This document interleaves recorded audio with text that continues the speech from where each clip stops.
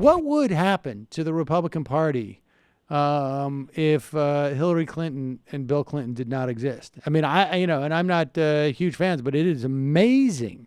I've never seen anything like this, where the person who loses the election is still such a major reference point for a political party. Well, it is something that you see in other countries. Authoritarian regimes often will persecute the loser of an election. It's not something we've ever done in the United States, but this is Donald Trump, and this is Donald Trump's Republican Party.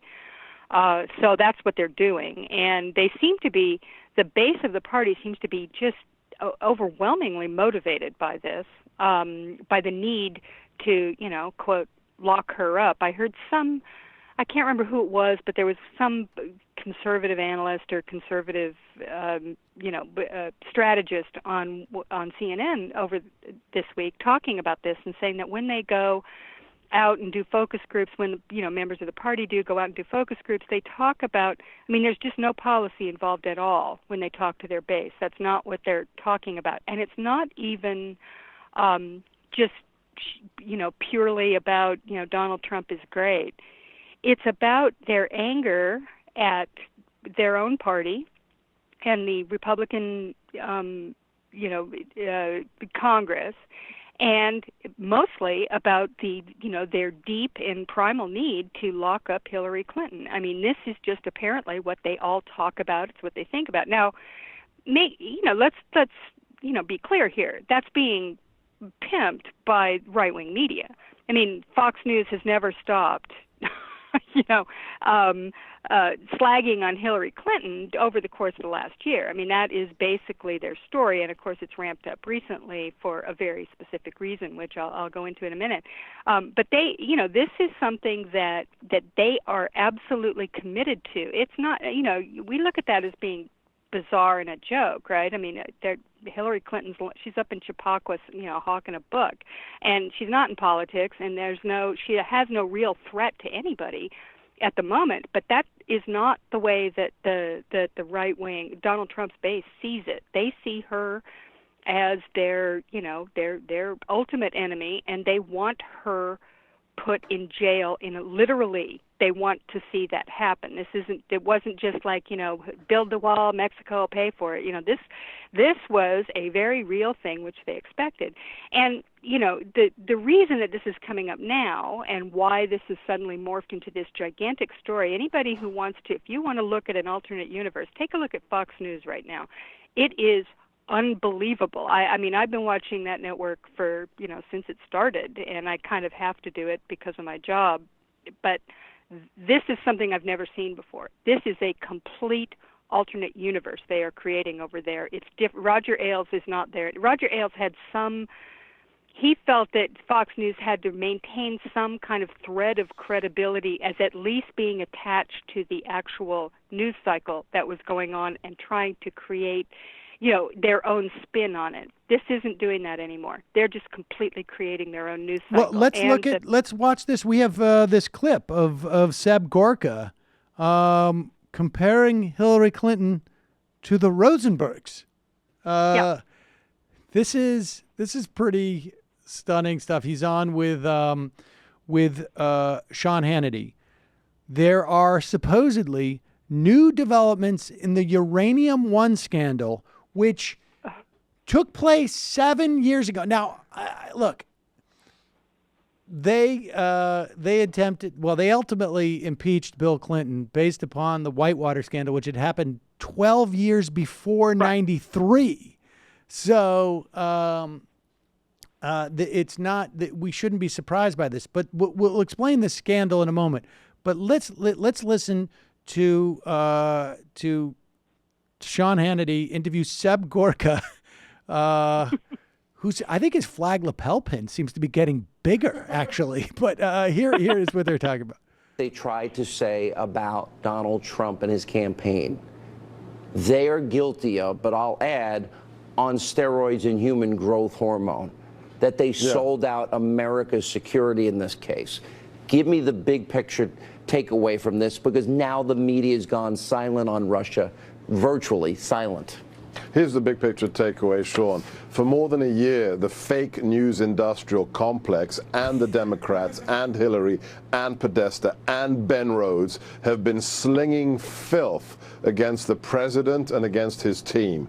None of it has stuck. But in the last week, we have had an explosion of scandals that all are true and that all go back to the DNC and to Hillary. And the trouble is, Sean, you have to do a massive service because you're the only people. It's you, it's Sarah, it's Solomon, it's Peter, but that's it. And there's so many scandals, we have to separate them. Number one, there's the Uranium One deal. That's treasonous, okay? We have to deal with that. Second, there's the dodgy dossier, which is about Russian disinformation being used to slander Donald Trump. And then thirdly, there's James Comey using that disinformation to create a special prosecutor trigger that is used to investigate the president. And then lastly, the fourth story is Fusion GPS.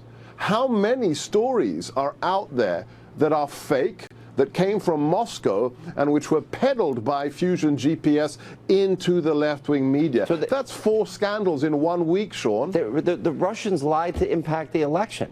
The Russians infiltrated our national security and to corner the uranium market, and they succeeded, and they knew all the crimes that were committed. If this had happened in the 1950s, there would be people up on treason charges right now. The Rosenbergs, okay? This is equivalent to what the Rosenbergs did, and those people got the chair. Think about it. Giving away nuclear capability to our enemies, that's what we're talking about. Now, Digby, I know I don't need to tell you this, but we are in no way, in any fashion whatsoever, giving away nuclear capabilities. There was 10 people who signed off on a Russian-owned company buying another company that owned a certain percentage of uranium that is in the United States and cannot leave the United States. It's not weapons grade. It also cannot leave the United States. It's just they own a financial interest in a commodity. It would be like them owning, I don't know, 20% of you know, the Brooklyn Nets. You know, the Brooklyn Nets or something. I mean, like the basketball is going to stay here. The games are going to be played here. They're just going to get 20% of the revenue. That's what it comes down to.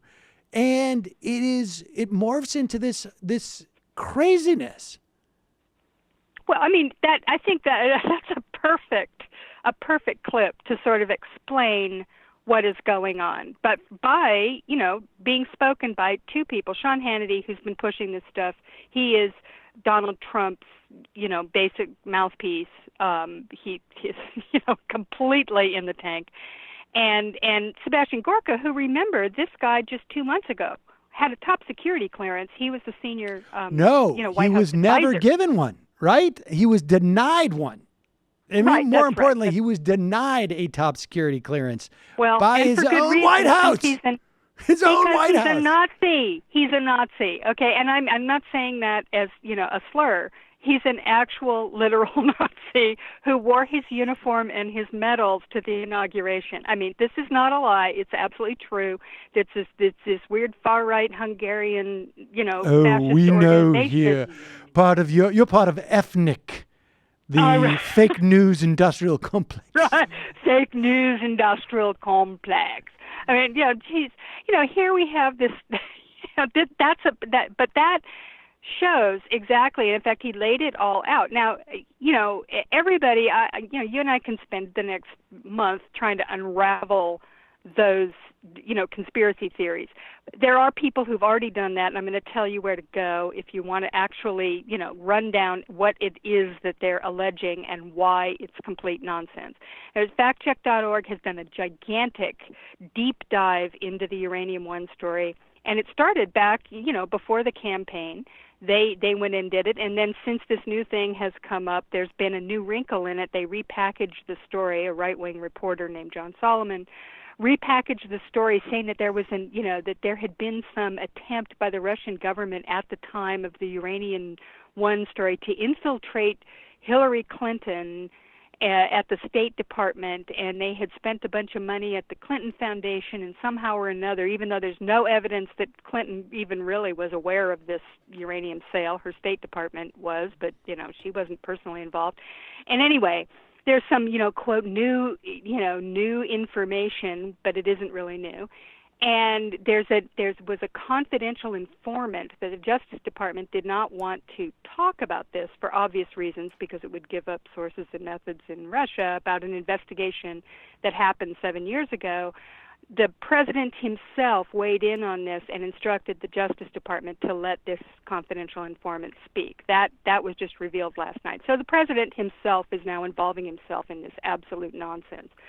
But if you want to see what the actual story is, go to factcheck.org. There's also Media Matters has been covering the dossier story, and if you read I call it Waldman, fakecheck.org, but go ahead.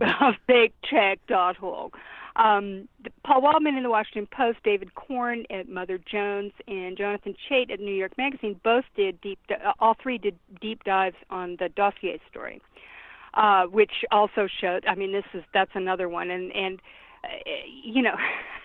and then, of course, Trey Gowdy, good old Trey Gowdy, he and Bob Goodlatte of the Oversight Committee, along with Charles Grassley, who I think is senile, have decided that they need to look into Hillary Clinton's emails. So that's the big one that they're going to have to look into again and really determine whether or not James Comey was helping Hillary Clinton cover up her email story.